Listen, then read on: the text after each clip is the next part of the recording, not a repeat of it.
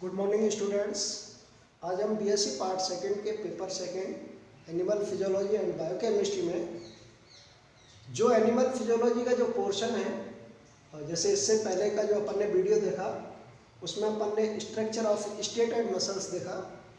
अब उसी में कंटिन्यू आगे जो है फिजियोलॉजी ऑफ मसल कॉन्ट्रैक्शन, पेशीय संकुचन की कार्य।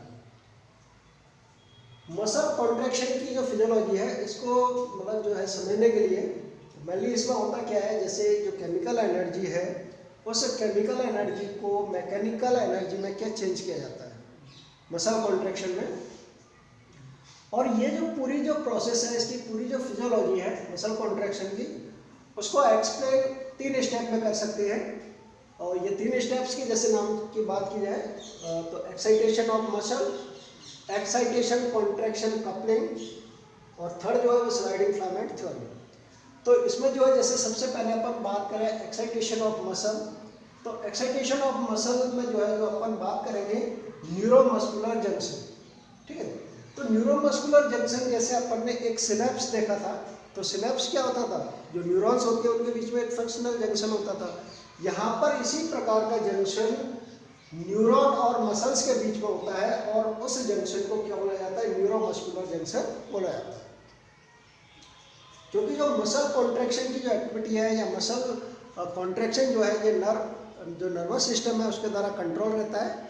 और इसमें क्या होता है कि जैसे जो मोटर नर्व है, ठीक है, जैसे ये मान लो मोटर नर्व फाइबर है या मोटर न्यूरॉन है, और इस मोटर न्यूरॉन का जो एंड पार्ट है, ठीक है, क्योंकि एक्सोन वाला पार्ट है, जो कि उसका एंड पार्ट जो होता है वो एक कैसा हो जाता है, चपटा हो जाता है, और इसको क्या बोला जा रहा है, एंड प्लेट के नाम से जा रहा है। ठीक है, तो ये कौन सा मोटर न्यूरॉन का मतलब क्या है, जो इन्फॉर्मेशन क्या है लेके आएगा। ठीक है, जिसको अपन ने रिफ्लेक्स सेक्शन में देखा है। ठीक है, मोटर और सेंसरी न्यूरॉन्स होते हैं। सेंसरी न्यूरॉन्स जो अपन ने उन दोनों के बारे में पढ़ा है, तो मोटर न्यूरॉन जो है जो नर्वस सिस्टम की जो इन्फॉर्मेशन है उसको कहाँ तक लेके आएगा, मसल तक लेके आएगा। ठीक है, तो यहाँ पर वही चीज़ है कि जो मोटर न्यूरॉन का जो एक्सोन है उसका जो एंड पार्ट है वो कैसा है, चपटा है, और इसको किस नाम से जानना है, एंड प्लेट के नाम से जानना है। ठीक है, इस एंड प्लेट के अंदर वही चीज़ें जो अपन पहले देख चुके हैं, जिसके अंदर माइटोकॉन्ड्रिया होंगे, सिनेप्टिक वेसाइकल्स होंगे, और ऐसा माना जाता है कि ये जो सिनेप्टिक वेसाइकल्स हैं इनका जो सीक्रेशन है, इनका जो सिंथेसिस है वो किसके द्वारा किया जाता है, माइटोकॉन्ड्रिया के द्वारा किया जाता है। और इन सिनेप्टिक वेसाइकल्स के अंदर न्यूरोट्रांसमीटर भरे रहते हैं, एसिटाइलकोलिन है जिसमें मेन जो कि भरा रहता है। ठीक है, इसके बाद यहाँ पर ये आप देख रहे हो ये सार्कोलेमा, तो ये क्या मसल वाला पोर्शन है। ठीक है, सार्कोलेमा है, ये सार्कोप्लाज्म है, और ये इसके अंदर मायोफाइब्रिल्स है। तो ये दोनों के बीच में एक जंक्शन है। ठीक है, यहाँ पर जो है नर्व जो है वो इसमें इनर्वेट कर रही है।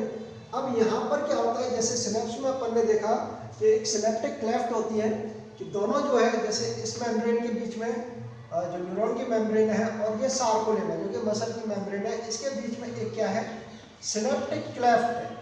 ठीक है, सिनेप्टिक गटर के नाम से ही बोलते हैं इसको, और सिनेप्टिक क्लेफ्ट है। इसकी जो विड्थ है, चौड़ाई जो है वो 200 से लेकर के 300 एंगस्ट्रॉम होती है। बाकी अब क्या होगा, जैसे मान लो कोई नर्व इम्पल्स है, जैसे ही नर्व इम्पल्स इस मोटर नर्व फाइबर में आता है तो जनरली जैसे रेस्टिंग कंडीशन में क्या होता है, जो है इलेक्ट्रिकली पोलराइज्ड रहती है ये। मतलब इलेक्ट्रिकली पोलराइज्ड का मतलब ये होता है कि पॉजिटिव चार्ज तो मेम्ब्रेन के बाहर की तरफ होगा और नेगेटिव चार्ज क्या होगा, अंदर की तरफ होगा। ठीक है, लेकिन जैसे ही नर्व इम्पल्स आता है तो नर्व इम्पल्स आने के कारण क्या हुआ कि इसके अंदर क्या होगा, चेंज होगा। मतलब जो न्यूरोलेमा है या जो यहाँ पर जो एक्सोलेमा है, इसको एक्सोलेमा अपन नाम देख सकते हैं क्योंकि एक्सोन की मेम्ब्रेन है एक्सोलेमा। तो इस एक्सोलेमा के अंदर चेंज होगा, तो एक्सोलेमा के अंदर चेंज होगा तो ये एक्सोलेमा कैसी हो जाएगी, पोलराइज्ड हो जाएगी, क्योंकि नर्व इम्पल्स के कारण। नर्व इम्पल्स इसमें आ रहा है, पोलराइज्ड का मतलब जो नेगेटिव चार्ज है वो बाहर की तरफ आ जाएंगे, पॉजिटिव चार्ज है वो अंदर की तरफ आ जाएंगे।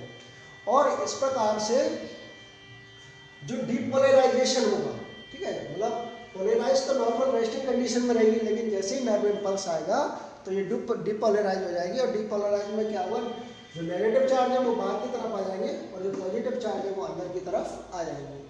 इसके कारण क्या होगा कि जो सिनेप्टिक जो वेसिकल्स है वो सिनेप्टिक वेसिकल्स इस सिनेप्टिक क्लेफ्ट में आ जाएंगे। ये जो सिनेप्टिक क्लेफ्ट में आ जाएंगे और ये बस्ट हो जाएंगे और इनके अंदर जो भरे हुए न्यूरोट्रांसमीटर हैं और जो एसिटाइल कोलिन है वो इस सिनेप्टिक क्लेफ्ट में क्या हो जाएंगे, रिलीज हो जाएंगे। और यहाँ से क्या होगा कि सार्कोलेमा जो होती है उस पर क्या है, एसिटाइल कोलिन रिसेप्टर्स होते हैं, तो वो यहाँ पर क्या करेंगे, इससे बाइंड हो जाएंगे, इससे बाउंड हो जाएंगे। और बाउंड होने से क्या होगा कि जो डीपोलराइजेशन वेव जो कि इस एंड पार्ट पे थी, किसके पे, न्यूरॉन के पे या एक्सोलेमा के, वो ट्रांसमिट हो जाएगी कहाँ पर, सार्कोलेमा में। तो अब सार्कोलेमा जो है वो भी कैसी हो जाएगी, डीपोलराइज हो जाएगी। ठीक है, सार्कोलेमा डीपोलराइज हो जाएगी। तो इस प्रकार से जो है, अब जो नेक्स्ट आगे देखें एक्साइटेशन, कॉन्ट्रैक्शन, कपलिंग की बात करें, ये तो एक्साइटेशन और मसल्स की बात हो गई कि मसल जो है यहाँ पर क्या हो चुकी है, एक्साइटेड हो चुकी है, मतलब उसके अंदर डीपोलराइजेशन वेव क्या हो चुकी है, जनरेट हो चुकी है। ठीक है, अब जो है एक्साइटेशन, कॉन्ट्रैक्शन, कपलिंग में क्या है कि जैसे मसल के अंदर क्या है, एक सार्कोप्लाज्मिक रेटिकुलम और टी सिस्टम, जो कॉन्ट्रैक्शन की जो वेव है, जो डीपोलराइजेशन वेव है, उसको पूरी मसल्स में फैलाने में क्या इंपॉर्टेंट होता है, रोल प्ले करता है। जिसमें जैसे सार्कोप्लाज्मिक रेटिकुलम, वही एंडोप्लाज्मिक रेटिकुलम है, ट्यूब्यूल, सिस्टर्नी वगैरह होती है उसमें। ठीक है, दूसरा जो है टी सिस्टम। अब टी सिस्टम क्या होता है, ट्रांसवर्स ट्यूबुलर सिस्टम होता है और ये किसका बना होता है, इनफोल्डिंग ऑफ सार्कोलेमा। ठीक है, और ये पूरे सार्कोप्लाज्म में फैला रहता है और कॉन्ट्रैक्टाइल मायोफाइब्रिल्स के रूप में क्या प्रेजेंट रहता है। तो अब जो डीपोलराइजेशन जो वेव है, ठीक है, जो कहाँ पर आई है, सार्कोलेमा में आई है, वो किस पर आएगी, ट्यूब्यूल्स में आएगी और ट्यूब्यूल्स के थ्रू क्या करेगी, इनसाइड द मसल एंटर कर जाएगी।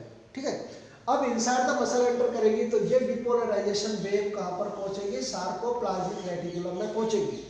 और जो सार्कोप्लाज्मिक रेटिकुलम होती है, इसके अंदर क्या है, कैल्शियम आयन स्टोर्ड रहते हैं। अब जब डीपोलराइजेशन वेव इस सार्कोप्लाज्मिक रेटिकुलम पे पहुंचेगी तो उससे क्या होंगे कि जो कैल्शियम आयन है वो रिलीज हो जाएंगे और ये कैल्शियम आयन रिलीज होंगे, ये क्या करेंगे कि जो कॉन्ट्रैक्टाइल फिलामेंट है, ठीक है, जो प्राइमरी और सेकेंडरी फिलामेंट है, जिनका अपन प्रीवियस वीडियो में बात कर चुके हैं, वो क्या हो जाएंगे, एक्टिवेट हो जाएंगे। और उसके कारण क्या होगा, उसका रिजल्ट जो है क्या होगा कि जो एक्टिन और मायोसिन, जो प्राइमरी और सेकेंडरी जो फिलामेंट्स हैं, उनके बीच में क्या होंगे, क्रॉस ब्रिजेस फॉर्म होंगे। ठीक है, और क्रॉस ब्रिजेस फॉर्म होंगे, उसके कारण क्या होगा कि जो सार्कोमियर है, उस सार्कोमियर की जो लेंथ है, वो लेंथ क्या हो जाएगी, कम हो जाएगी, मतलब मसल जो है वो क्या हो जाएगी, कॉन्ट्रैक्ट हो जाएगी। ठीक है, जैसे उसको अपन स्लाइडिंग फिलामेंट थ्योरी में देखेंगे कि किस प्रकार से कम होती है। अब इसमें नेक्स्ट जो बात ये आती है कि जैसे आफ्टर कॉन्ट्रैक्शन, कॉन्ट्रैक्शन के बाद में क्या होगा कि जो कैल्शियम आयन है वो दोबारा से री एंटर कर जाएंगे किसमें, सार्कोप्लाज्मिक रेटिकुलम में, और ये अगेंस्ट द कंसंट्रेशन ग्रेडियंट री एंटर करते हैं, तो इसलिए क्या उसके लिए एनर्जी की रिक्वायरमेंट होती है। ठीक है, मतलब एक्टिव ट्रांसपोर्ट होता है। अब नेक्स्ट जो इसका स्टेप है स्लाइडिंग फिलामेंट थ्योरी। तो स्लाइडिंग फिलामेंट थ्योरी, इसकी मैकेनिज्म को स्पष्ट करने के लिए मसल कॉन्ट्रैक्शन की, ये जो है AF अक्सले, ठीक है, R Livingstone, J Henson and H अक्सले ने 1958 में दिया है, इसको 1958 में दिया है। और इसमें इन्होंने ये बताया कि जो ए बैंड होता है, ए बैंड मीन्स जो डार्क बैंड है, जो कि मायोसिन का बना हुआ है, मायोसिन प्रोटीन का बना हुआ है मेनली, ठीक है, उसके अंदर कोई चेंज नहीं होता है। ठीक है, जो आई बैंड है, लाइट बैंड है, जो कि एक्टिन फिलामेंट का बना होता है, उसके अंदर क्या होगा, मेनली चेंज होगा। ठीक है, अब मायोसिन हेड जो है उसके अंदर इस प्रकार के एंजाइम्स होते हैं कि जो मतलब एक्टिन जो फिलामेंट है उसके साथ उसकी एफिनिटी बढ़ाते हैं। ठीक है, इसके लिए ATP वगैरह की भी आवश्यकता होती है, जो यहाँ पर क्या है, क्रॉस ब्रिजेस फॉर्म होते हैं, जिससे क्या है कि जैसे कई बार नए ब्रिज बनेंगे, है ना, बॉन्डिंग होगी नहीं, जिससे क्या है कि जो है ये जो एक्टिन फिलामेंट है वो स्लाइडली क्या है, मायोसिन के ऊपर क्या हो सके, स्लिप हो सके, ठीक है, स्लाइड कर सके, है ना, जिससे क्या होगा, जैसे इस डायग्राम में अपन देखें, जैसे ये मान लो क्या है, पूरी एक सार्कोमियर की लेंथ है। ठीक है, आपको पता होगा जेड लाइन से जेड लाइन के बीच में क्या होती है, पूरी सार्कोमियर होती है, तो ये क्या है, पूरी एक सार्कोमियर है। ठीक है, अब इसमें जब कॉन्ट्रैक्शन होगा तो अब जो ये ए बैंड है, तो ए बैंड के अंदर कोई भी चेंज नहीं हो रहा है। ठीक है, आई बैंड जो है, ए बैंड जो है वो किसका बना होता है, मायोसिन फिलामेंट का बना होता है, ठीक है। अब जो कि प्राइमरी फिलामेंट होते हैं, अब जो एक्टिव फिलामेंट है, जो सेकेंडरी फिलामेंट है, इनके अंदर क्या होगा, चेंज होगा। ये क्या है, अब स्लिप कर जाएंगे, जैसे आप देख रहे हो पहले ये यहाँ तक है, अब ये अंदर तक चले जाएंगे, ठीक है। तो अंदर तक गए तो इससे क्या होगा कि जो सार्कोमियर की लेंथ अभी अपन कहाँ यहाँ से लेकर यहाँ तक देख रहे थे, अब वो सार्कोमियर की लेंथ केवल कितनी रह गई, इतनी ही रह गई, ठीक है। मतलब सार्कोमियर की लेंथ क्या होगी, डिक्रीज होगी। तो सार्कोमियर क्या होगी, एक्चुअल में सार्कोमियर क्या होती है, फंक्शनल यूनिट ऑफ मसल, ठीक है। अपन पहले भी देख चुके हैं इस चीज़ को कि जो सार्कोमियर है वो पेशी की क्रियात्मक इकाई है। तो यहाँ पर सार्कोमियर की जो लेंथ है वो शॉर्ट हो रही है, मतलब सार्कोमियर क्या हो रही है, कॉन्ट्रैक्ट हो रही है। तो उससे क्या होगी, पूरी मसल जो है वो कॉन्ट्रैक्ट होगी, पूरी मसल का कॉन्ट्रैक्शन होगा। तो ये जो पूरी जो है पूरा मसल कॉन्ट्रैक्शन किस प्रकार से होता है उसकी फिजियोलॉजी है, ठीक है। बाकी ये आपको समझ में आ जाना चाहिए ढंग से कि किस प्रकार से पूरी इंफॉर्मेशन ट्रांसफ़र होती है, किस प्रकार से कैल्शियम आयन रिलीज होते हैं, क्या उनका रोल होता है, ठीक है। कौन से फिलामेंट्स हैं जो स्लाइड करते हैं आपस में, ठीक है। तो ये पूरा जो है आपस में स्लाइड करके किस प्रकार से जो सार्कोमियर की जो लेंथ है वो चेंज होती है। तो ये पूरा मसल कॉन्ट्रैक्शन की जो फिजियोलॉजी है वो काफ़ी इंपॉर्टेंट है एग्जाम के पॉइंट ऑफ व्यू से, ठीक है। तो इसको ढंग से तैयार कर लेना और कंटिन्यू आप वीडियो देखते रहिए। थैंक्स।